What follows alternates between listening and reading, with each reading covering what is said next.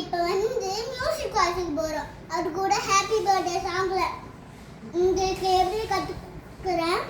Plus 8 1 touch பண்ணும், 2 time touch பண்ணிடணும். அதுக்கப்புறம் D2ல டச் பண்ணிடணும்.